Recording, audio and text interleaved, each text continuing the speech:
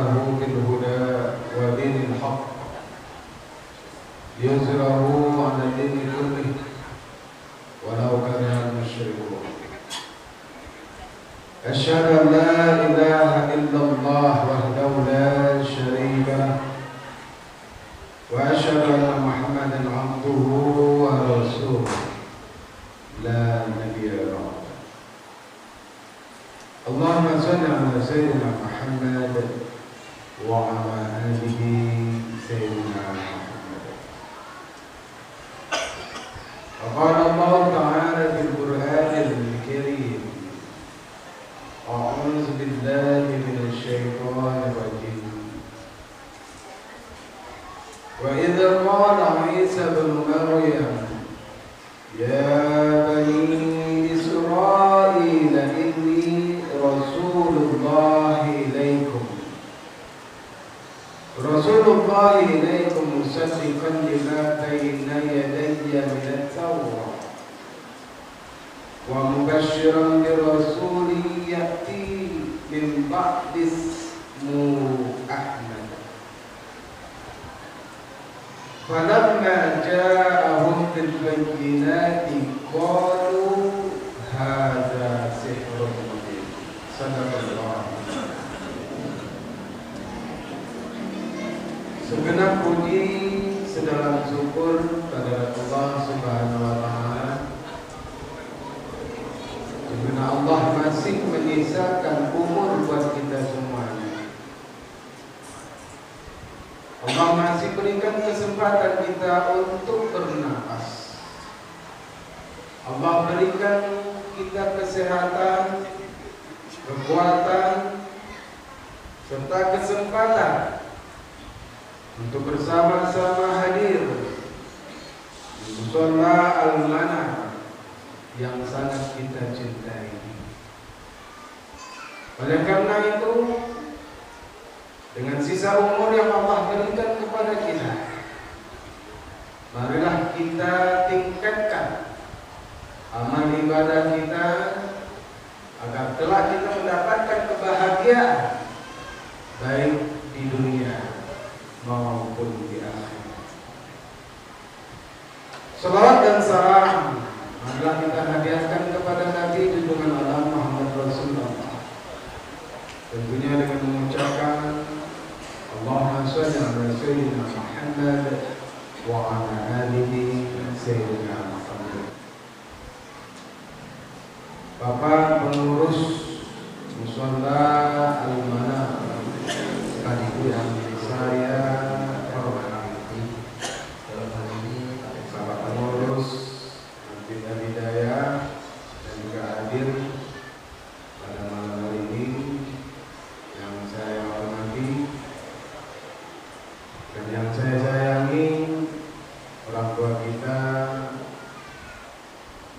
Pak Haji, kemudian bapak-bapak, ibu-ibu, jamaah mushola Al-Manah yang hadir pada malam hari yang berbahagia ini dan senantiasa dirahmati oleh Allah Subhanahu wa Ta'ala, dan wabil khusus anak-anakku yang kecil nonet, yang comel-comel, yang malam hari ini hadir di mushola Al-Manah. Mudah-mudahan menjadi nur bagi ayah dan bundanya baik di dunia maupun di akhirat. Amin.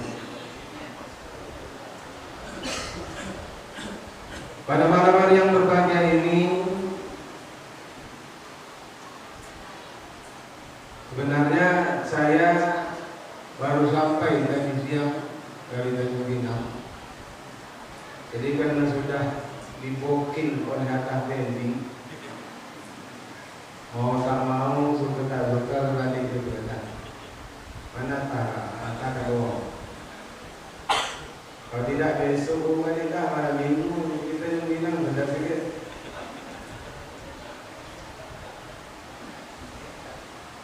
Kebetulan ada kegiatan dinas mengikuti konferensi nasional forum komunikasi antar umat beragama.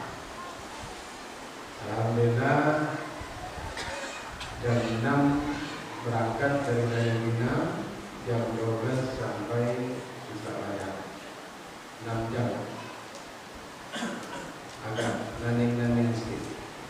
Ini cuma gelombang langsung. Berayun-ayun. Mudah-mudahan tetap selesai mengisi tausiah ini. Kata Pak Joko tadi paling lambat 1 jam. Saya buat 1,5 jam aja.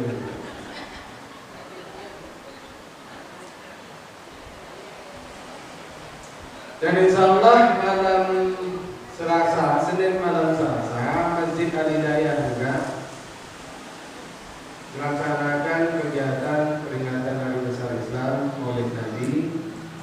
Ustadznya Haji Jasmail Kesari.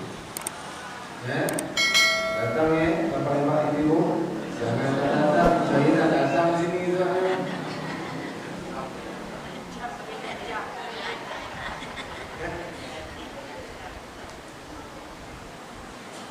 Dan dia pun sehatkan dulu, jangan berangkat biar.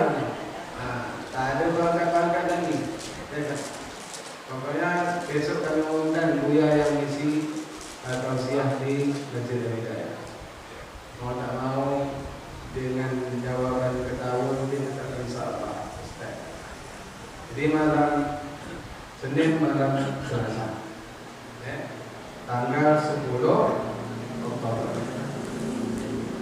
Bapak-bapak, ibu yang dirahmati Allah Subhanahu wa taala, semoga kita senantiasa diberikan kesehatan oleh Allah Subhanahu wa taala, karena pada saat ini memang hampir seluruh kita ada batuk, ada yang demam.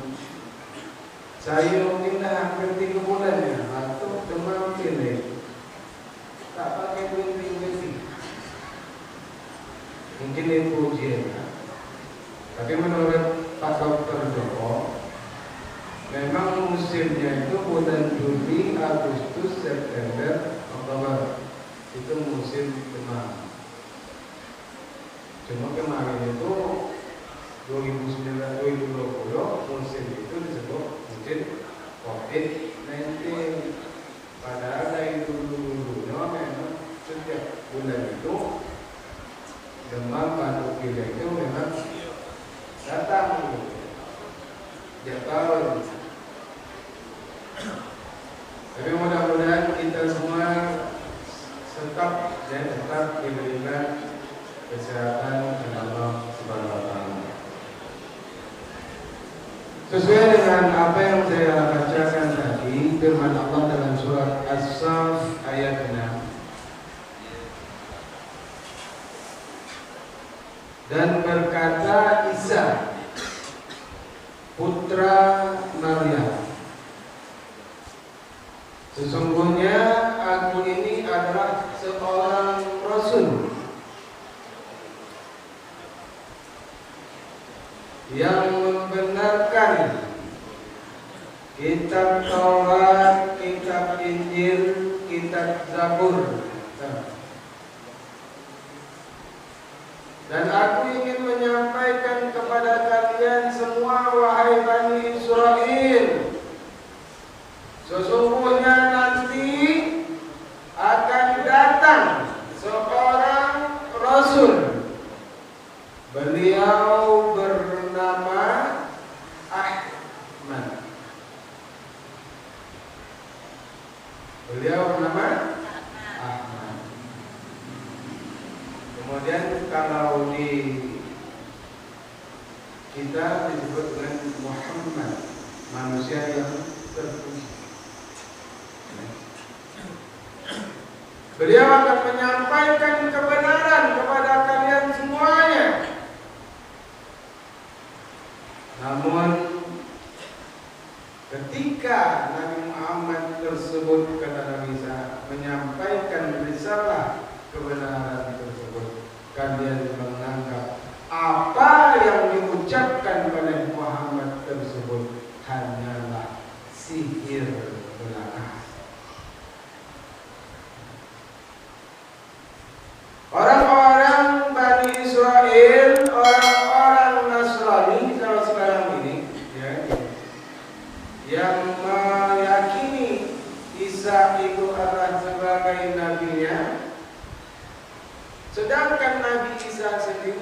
menyampaikan bahwa nanti akan datang seorang nabi yang bernama Muhammad tersebut. Tapi karena dia king of the king, tak mau mempercayai bahwa akan ada nabi terakhir, khataman nabiyyin, makanya dia mengatakan apapun yang dikatakan oleh Nabi Muhammad itu adalah sihir belaka. Jadi kita mengetahui bahwa peristiwa kelahiran Nabi Muhammad SAW pada tanggal 12 Rabiul Awal, pada hari Isnin. Pada kelahiran Nabi Muhammad tersebut, padahal banyak yang hamil di riwayat. Tapi pada hari itu tidak ada seorang pun yang melahirkan anaknya kecuali Siti.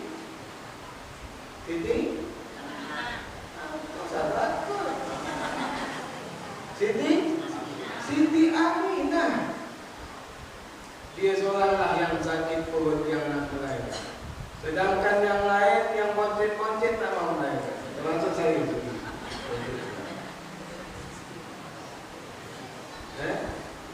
Cuman Siti Aminah sajalah yang akhirnya melahirkan seorang anak laki-laki. Kalaupun ada pada saat itu yang melahirkan anak, tapi jenis kelaminnya wedok.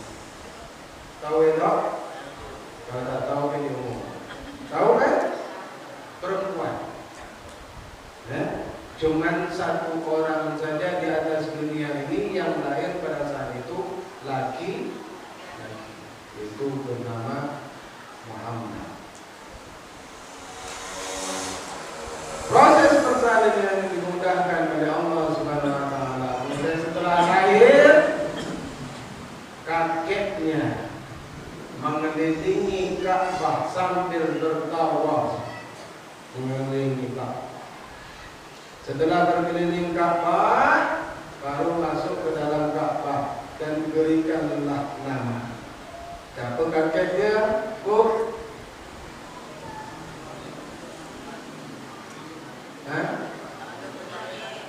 Abdul Muttalib. Kakek Nabi Muhammad mentawafkan cucu kesayangannya sebanyak 7 kali. Kemudian masuk ke dalam Ka'bah, diberilah nama anak tersebut dengan nama Muhammad.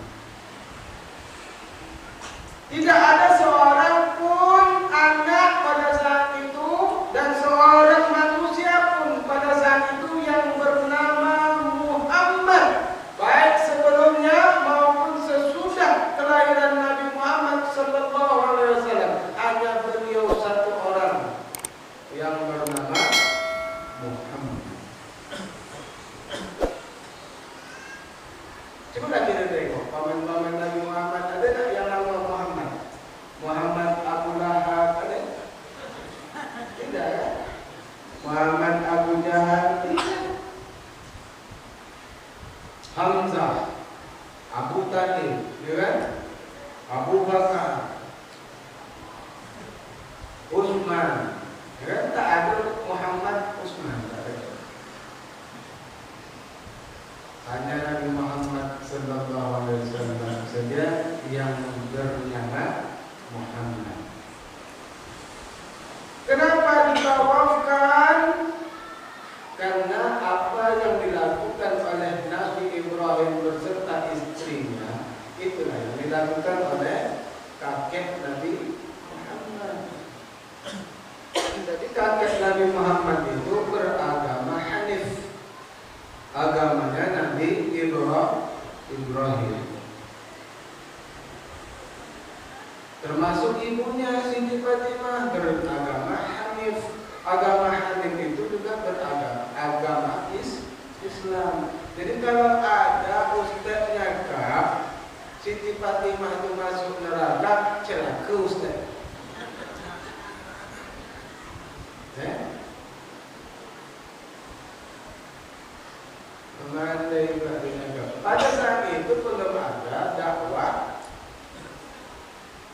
Nabi Muhammad. Bisa-bisa ada orang tua Nabi Muhammad masuk neraka. Ini kuat masuk. Kalau Abdullah, Abu Jahal dia nak masuk neraka, rantai lah. Ini Siti Fatimah disuruh masuk neraka, Hamzah masuk neraka, Abdullah masuk neraka. Kan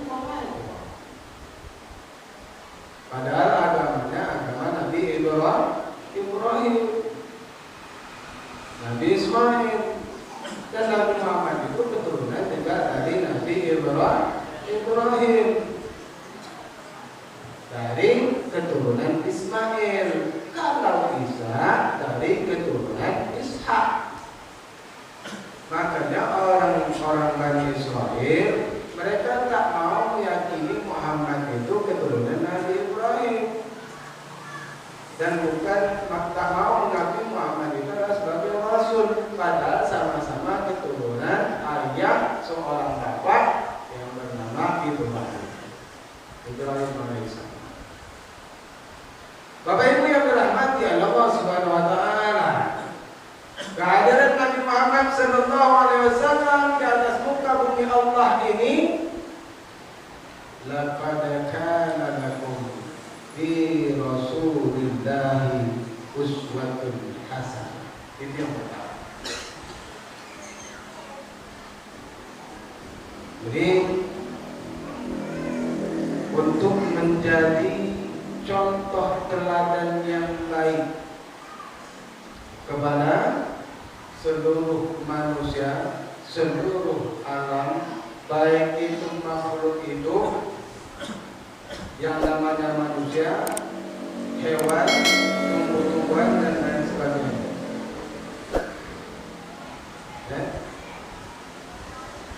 Jadi sebagai contoh teladan. Sekarang ini banyak anak-anak muda tak mau mencontohi dan tak mau menjadikan Nabi Muhammad sebagai suri teladan yang baik. Siapa idola anak-anak muda sekarang? Orang Korea, artis Korea, Ayu Ting Ting Ting,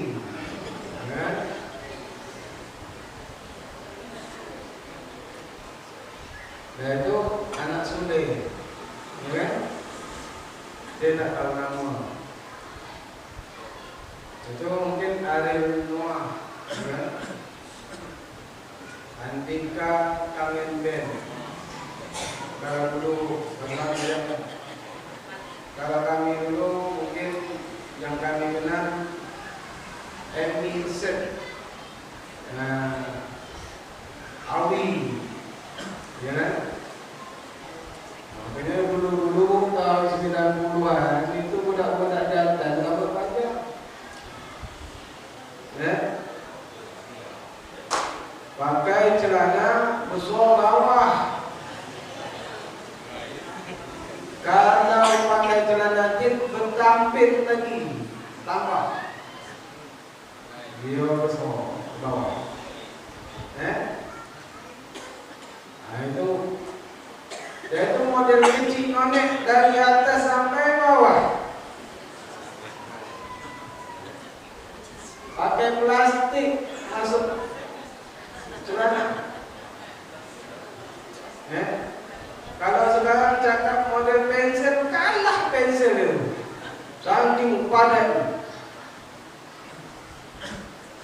Dan itu model selebor blok, kan? Itu idola dulu. Dia tak idolakan Nabi Muhammad. Yang idola mereka adalah artis-artis. Jadi bagaimana berpakaian artis itu yang mereka contoh.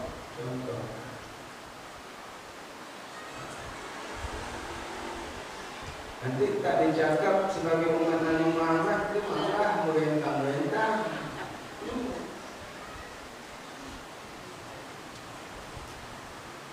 Kalau yang cewek-cewek lain lagi, pakai rok sepan, pakai baju UNC, tak pakai jilbab. Kalau pakai jilbab kita cakap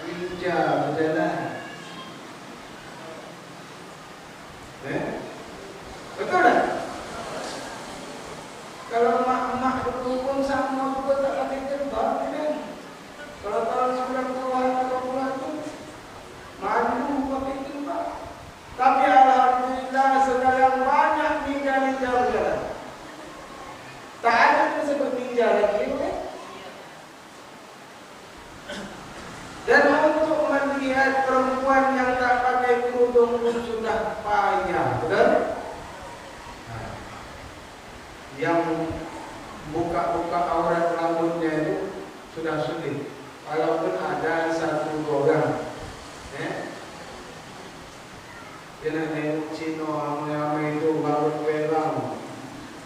Ya, ditinggal dia rambut perang Cina. Itu. Tapi kadang-kadang dia tetap itu pakai jilbab. Bukan. Walaupun rambut perang, rambut kompot, tahu kompot?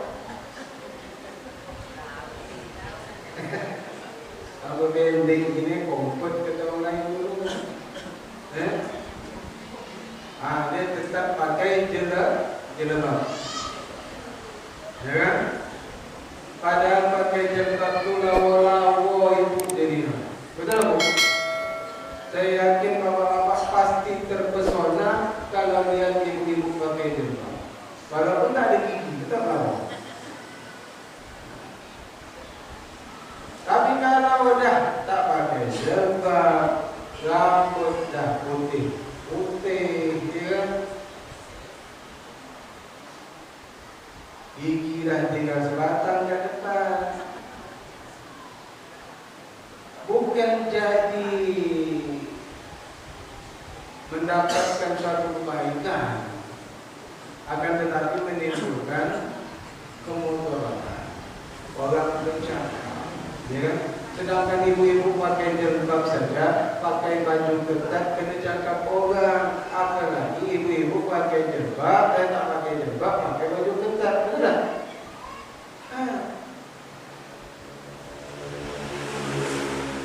Jadi kita bersyukur karena yang dulu nyangkap ninja berjalan, ninja naik sepeda, ninja naik Honda, ninja, ya.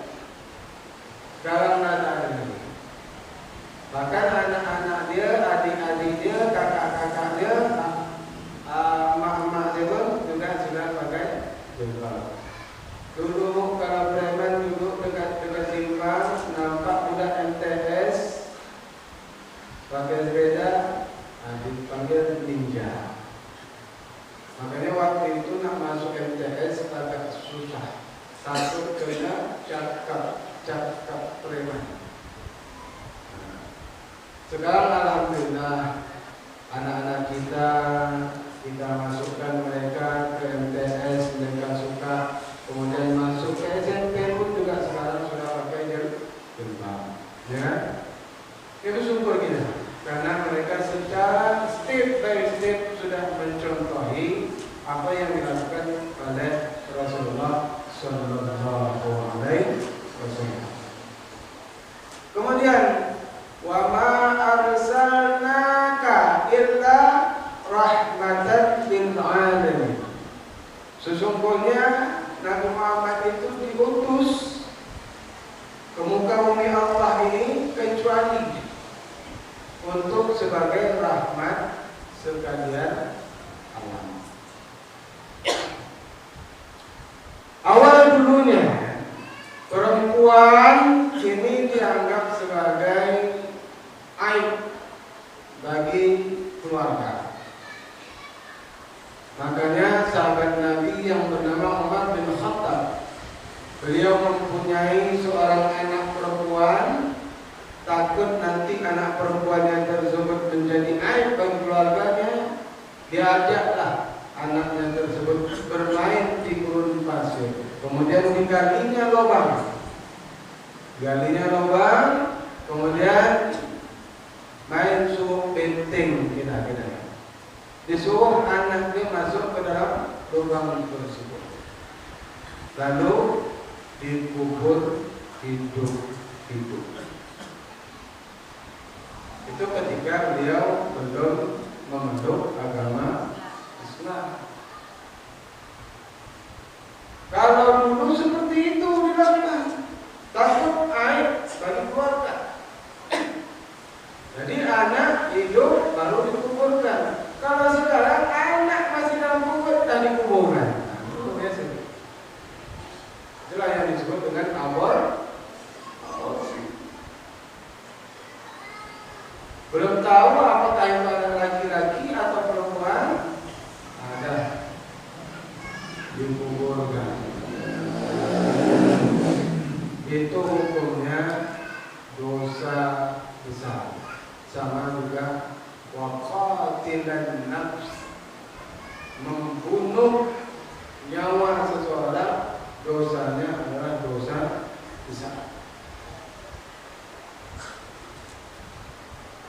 Jadi perempuan pada saat itu kalau mereka bermain judi, hartanya sudah habis, uang sudah habis, peralatan rumah sudah habis, tanah juga sudah habis, istrinya pun juga digadaikan, dipertaruhkan untuk main judi.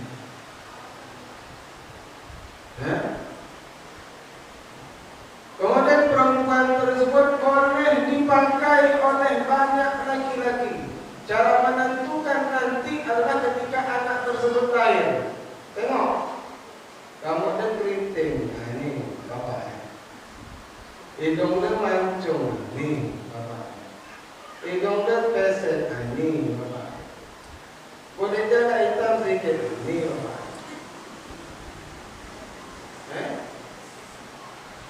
Tapi dengan keadaan Nabi Muhammad SAW diangkat derajat wanita. Tidak boleh dipakai oleh semua orang one by one. Ya kan? Nikahnya satu-satu. Kalaupun mereka sanggup, masna wa thulatha wa ruba'. Boleh 2, boleh 3, boleh 4. Asal adil.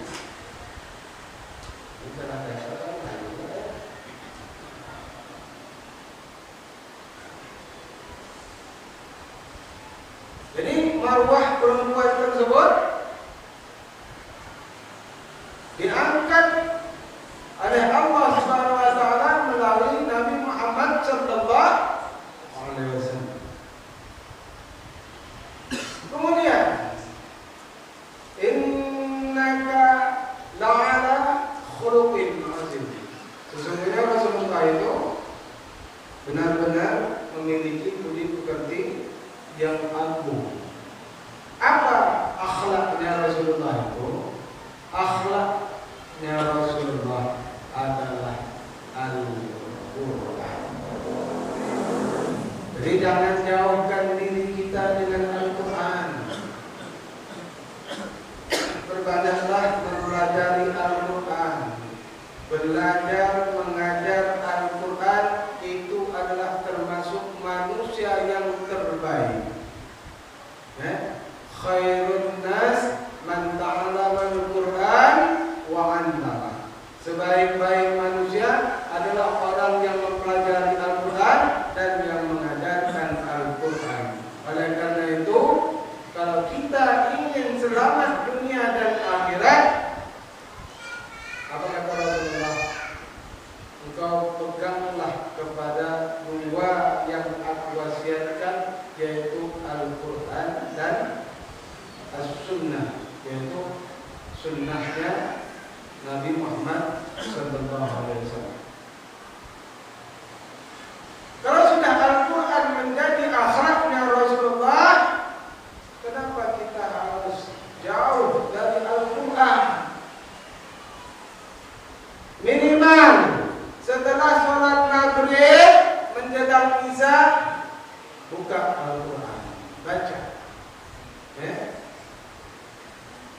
Paling tidak 4 halaman kita bisa membaca Al-Quran tersebut. Itu termasuk agak lambat lah dalam membaca.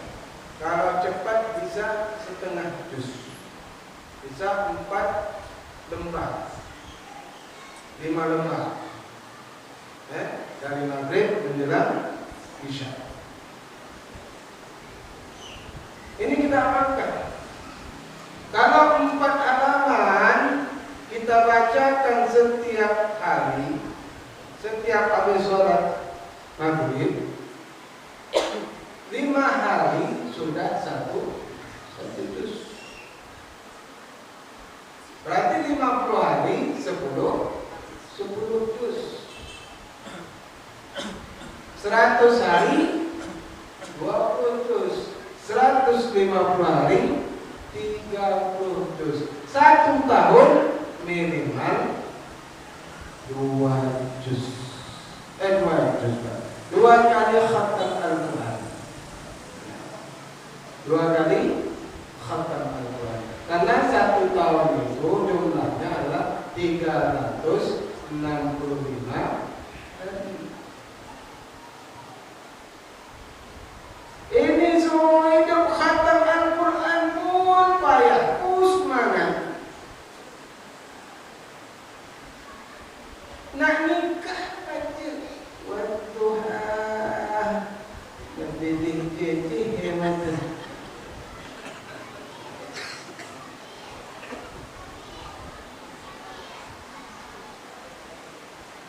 Ya Bu, dulu waktu nikah pakai acara khatam Al-Quran, akhirnya dah khatam belum 30 juz.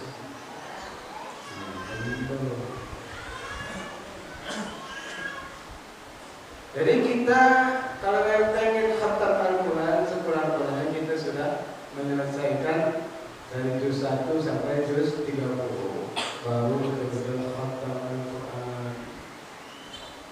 Walaupun salah apa yang kita bacakan, tajwid, makhraj, hurufnya masih salah-salah, tetap dinilai pahala di sisi Allah Subhanahu wa ta'ala. Ini tidak nengok Quran ini dah malas. Apalagi muka Quran dan sudah baca itu.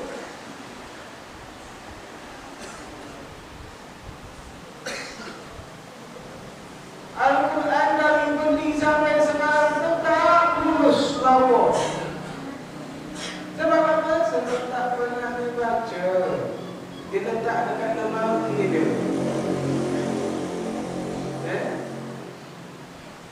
Tak boleh seperti itu.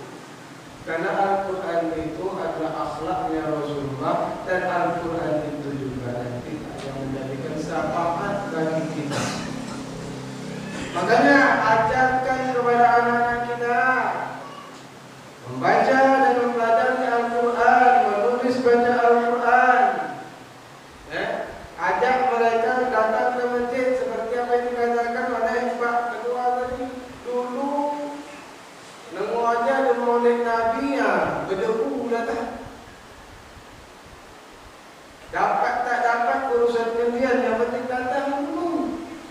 Kalau tak dapat, nangis sajalah. Kalau dah nangis pasti dah dapat.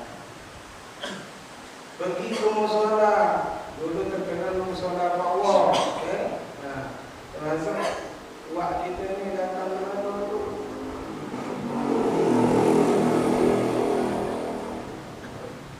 Jadi walaupun pakai kuplik,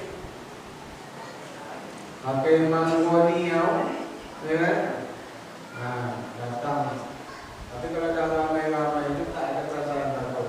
Padahal itulah jalan tadi belum aspal, ya kan? Tapi karena syiar agama tadi, kita beranikan diri untuk datang. Walaupun kecil-kecil dulu, ya. Kecil-kecil mana? Kenapa? Karena kecintaan kita kepada Rasulullah Sallallahu Alaihi Wasallam. Ibu cinta tak kepada Rasulullah? Cinta? Betul? Alhamdulillah. Ibu-ibu cinta tak kepada suami ibu? Tidak, berani jawab. Ayo nih, cinta. Kenapa ibu bisa cinta kepada suami ibu? Karena kita sering, sebelumnya pasti kita pengen mengenali dia, tahu siapa dia, kemudian menjadi suami kita. Tentu kita mencintai suami kita. Tapi Rasulullah pernahkah kita bertemu dengan beliau? Tidak. Bagaimana wujud dan bentuk Rasulullah kita tak pernah tahu. Tapi kita cinta setengah mati kepada Rasulullah Sallallahu Alaihi Wasallam. Jangan sekali-kali ada yang mengata-ngatakan Rasulullah, pasti kita akan marah, betul? Padahal kita tak pernah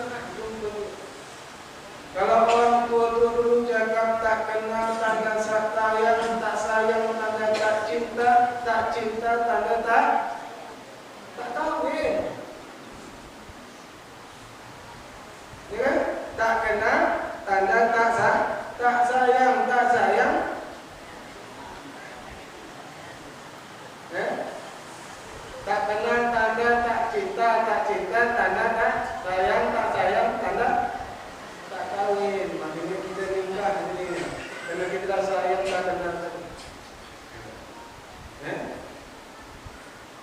Tapi dengan Rasulullah kita tak kenal, tak pernah tahu, tak pernah berjumpa, tapi kita sayangnya sebagai mati.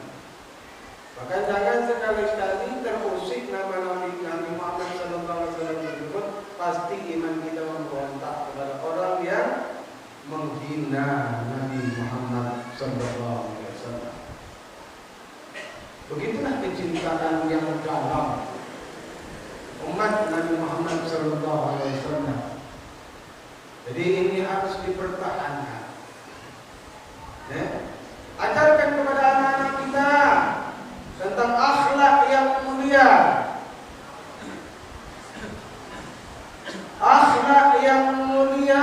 adab kepada orang tua, adab kepada orang yang lebih tua, adab kepada orang yang lebih muda.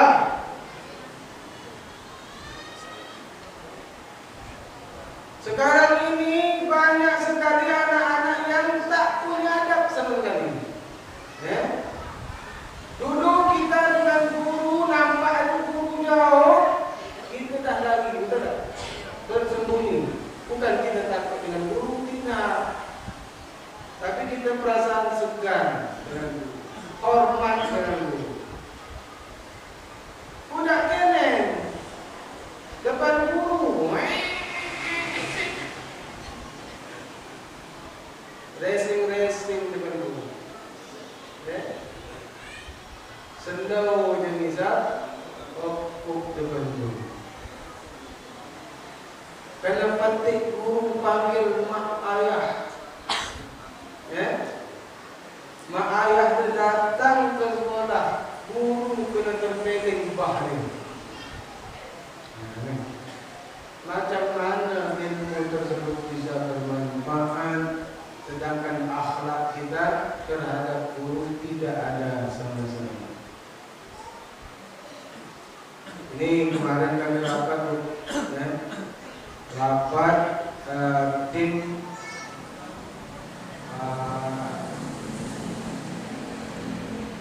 kewaspadaan dini. Ternyata anak-anak kita umur 15 tahun ke bawah itu mereka banyak yang perempuan sudah banyak yang check in di hotel banyak. Umur 15 tahun, 17 tahun, budak-budak awak.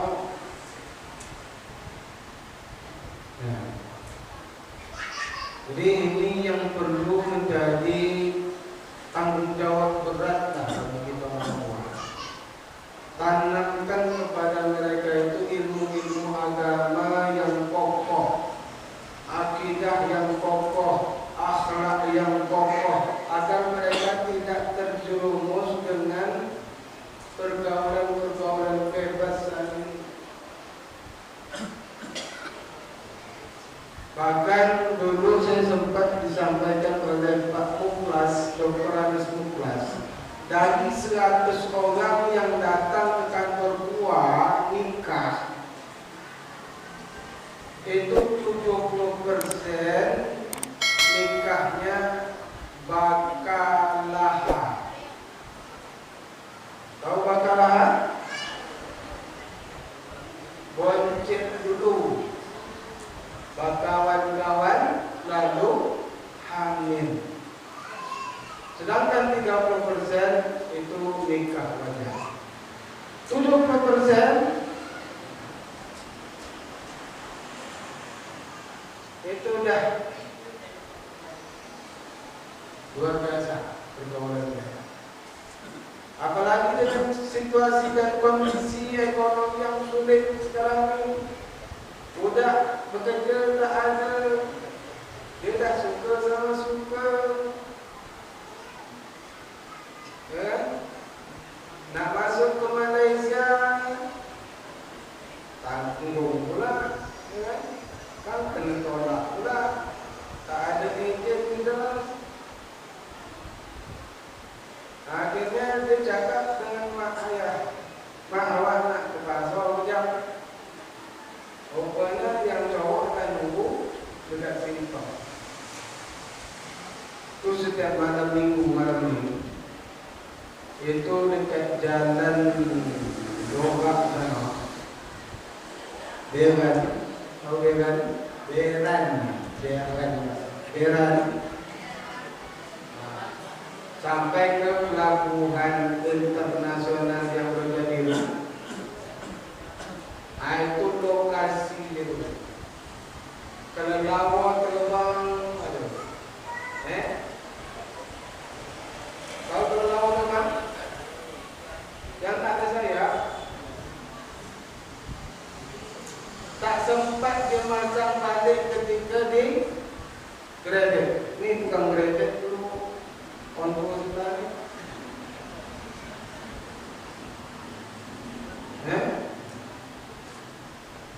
Tak sempat masang lagi. Supaya banyak. Kalau nak cari gratis banyak. Warna apa? Rantai.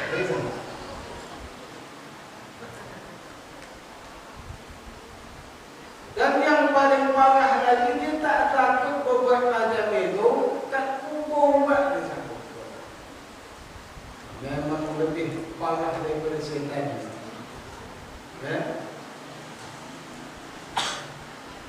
Apalagi setan di kuburan itu ada pendopo kan? Tak ada tak telang begitu. Ada sebab. Kalau modal dah tak ada, akhirnya tak kubur lah. Ini yang perlu kita jaga. Ya ayyuhalladzina amanu qu anfusakum wa ahlikum. Nah, umur 15 tahun ini Pak Biskuit Ginting yang cakap. Kembali Satpol PP sekarang. Itu enggak. Jadi diminta tolong sampaikan Ustaz, nanti kalau ceramah sampaikan dengan Ustaz. Makanya saya sampaikan ini amanah. Supaya orang tua bisa mawas diri, menjaga anak-anaknya. Jangan nanti anak-anak kita itu main di hotel-hotel itu. Dia pula yang kena booking. Sebab kejadian ini depan mata kita itu dekat sekitar sini itu hati kemarin. Ya kan? Budak SMP. Nah. Ini yang harus kita waspadai. Jangan sampai akhlak anak-anak kita itu tidak lagi mencontohi akhlaknya Rasulullah Sallallahu Alaihi Wasallam. Apa gunanya kita peringati Maulid Nabi setiap tahun, tapi akhlak kita tak berubah-ubah, bertambah parah, bertambah jahiliyah. Dulu Nabi Muhammad sebelum diangkat menjadi Nabi, orang-orang berdakwah dan membunuh anak perempuan saja. Sekarang zaman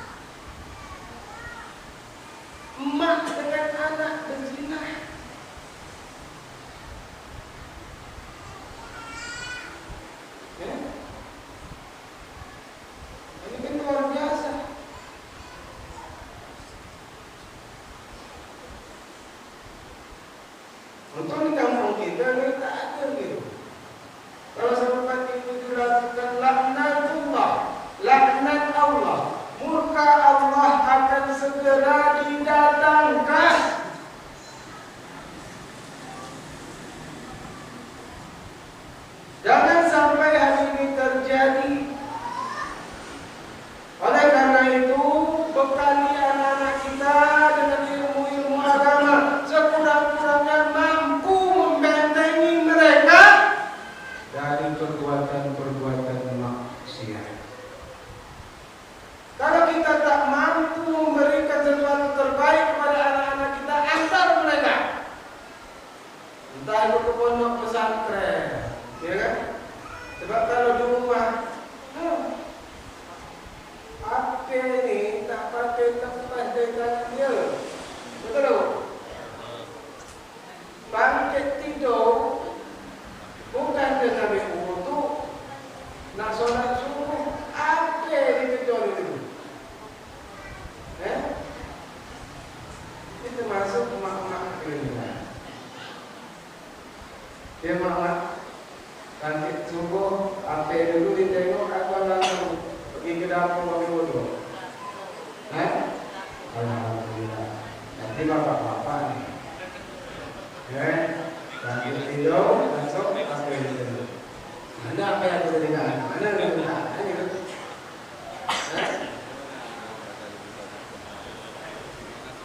Usahlah tak ngaku. Ngaku lah. Jadi, Bapak Ibu yang dirahmati oleh Allah Subhanahu Wa Taala, dan pengaruh ini memang sangat kuat sekali, karena mereka sudah aplikasi banyak sekali di handphone. Main game di sini mereka lihat, kemudian melihat video-video porno juga mereka lihat. Tapi kalau mereka disuasahkan di agama, apa tak boleh bawa. Apalagi di pondok pesantren, itu tak boleh keluar. Ini masukkan anak ke pondok pesantren, bukan minta. Saya ustaz saya tak sanggup untuk melepaskan anak saya itu ke pondok pesantren. Tapi saya mengingat kalau dia di rumah inilah yang dipegang terus. Walaupun hati kecil dia menangis, akhirnya tetap diantarkan ke pondok pesantren. Sekurang-kurangnya 1 semester dia bisa tak menengok handphone ini. Kecuali dia balik kadang-kadang dia tengok. Tapi selagi di sana dia tak terpengaruh dengan handphone. Ini budak kecil nonek tak pandai buka HP. Betul. Budak lawan dia kata kepala tak pandai buka. Dia main lama pula betul. Ya kan? Bahkan lebih jago budak-budak kecil ni daripada awak orang tua makan. Luar biasa. Tak kena kasih HP, nangis. Ini jantan dia, ini HP. Bukan jantan yang dilegal, HP ini.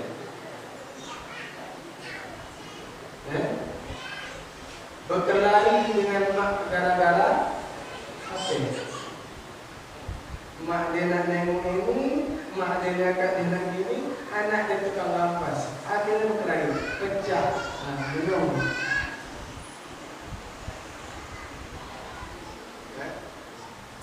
Jadi pengaruhnya kalau kita tidak bisa memfilternya, akhirnya akan membawa ke negatif.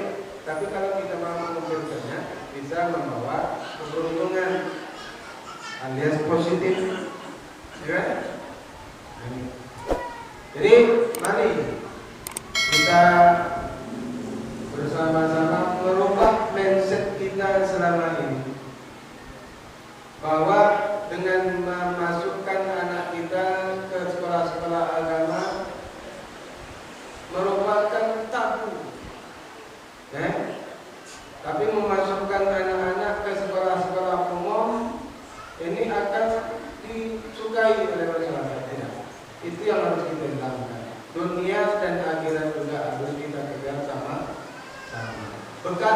anak kita dulu dengan ilmu agama, akhlak-akhlak yang mulia, akhirnya nanti kemanapun mereka pergi merantau, mereka pasti akan disenangi oleh masyarakat tersebut. Sekurang-kurangnya mereka mampu membaca doa, bisa menjadi imam. Ya? Saya dulu merantau ke Tanjung Pinang dulu, makanya dapat juga umat di Tanjung Pinang walaupun bukan orang Tanjung Pinang. Awalnya tamat kuliah langsung sama 2003 awal Januari Februari sama. Makan kita tak mikir orang datang ngantor ketan, ngantor bongbong, bukan bubuk kan? Siput bongbong, keong.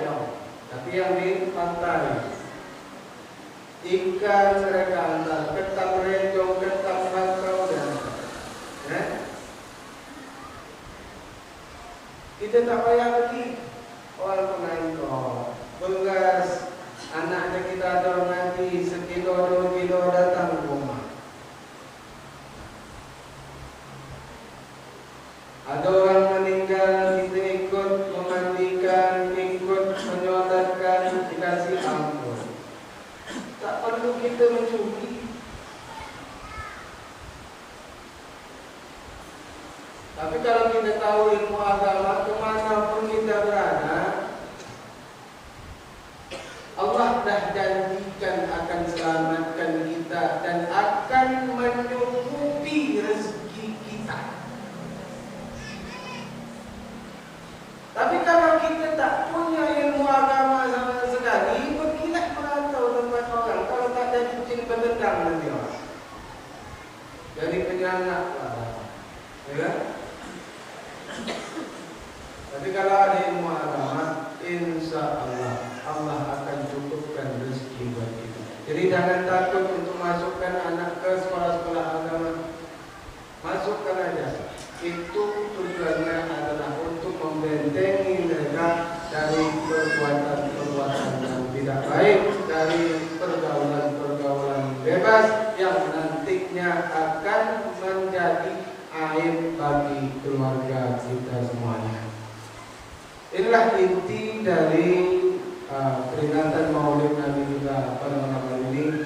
Yang jelas kita akan jadikan Nabi Muhammad sebagai suri tauladan yang baik. Kemudian Nabi Muhammad penyelamat sekalian alam makhluk-makhluknya.